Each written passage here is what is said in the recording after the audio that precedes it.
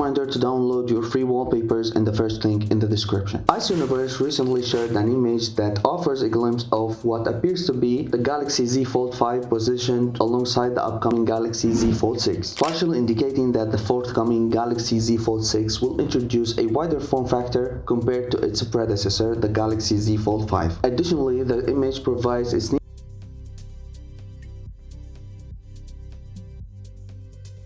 design very similar to the recently launched Galaxy S24 Ultra. This latest image appears to provide further evidence in support of the speculations that say that the Galaxy Z Fold model will be wider. And if you're still here, give me a subscribe because that would make my day. The Galaxy Z Fold 6 is expected to be announced alongside the Galaxy Z Flip 6 and the Galaxy Watch 7 on Wednesday, July the 10th at a Samsung Unpacked event in Paris, France. The new products should be released to the public soon worldwide. And if you want to see how Samsung responded to Apple's controversial Crush ad, click on this video. And please take just a second to support me by subscribing to my channel and liking this video and perhaps sharing it with interested friends. Thank you for watching. See you in the next one.